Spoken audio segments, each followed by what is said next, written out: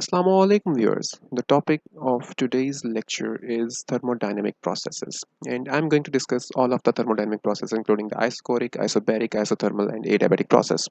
So first process is isocoric process. In the isocoric process, as you know, the iso means same and coric means volume. So in isocoric process you have to keep the volume constant, and keeping the volume constant means that del V is equal to 0.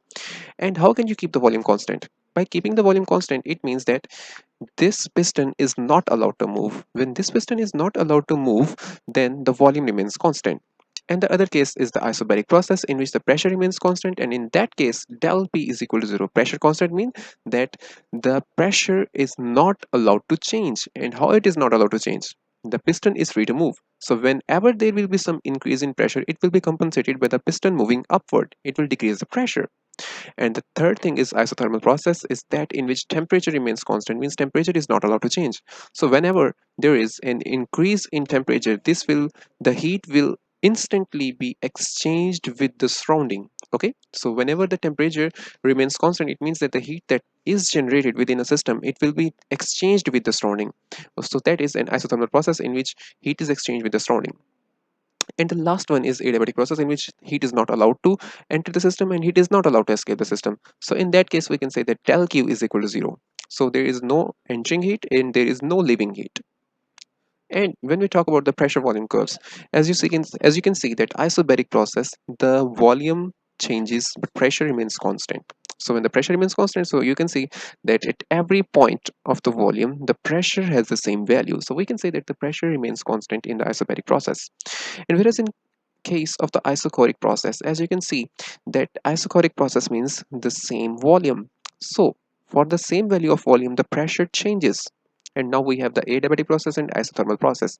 And in case of the isothermal process the curve is higher, whereas in case of the adiabatic process the curve is lower. And why is that?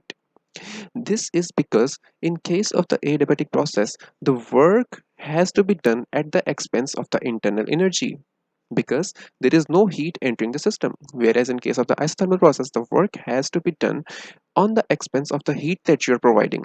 So the work done in the case of the isothermal process is greater as compared to the work done in case of the adiabatic process, because in adiabatic process the all of the work is to be done at the expense of the internal energy. So that means for a small value of change in pressure there is a small value of change in volume for adiabatic process, whereas for a small value of change in pressure there's a large volume, there is a large amount of change in volume in the isothermal process.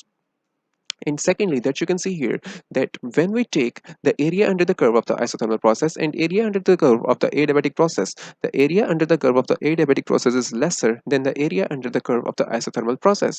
And what does it mean? The area under the curve in case of the pressure volume curve will give us the amount of the work done.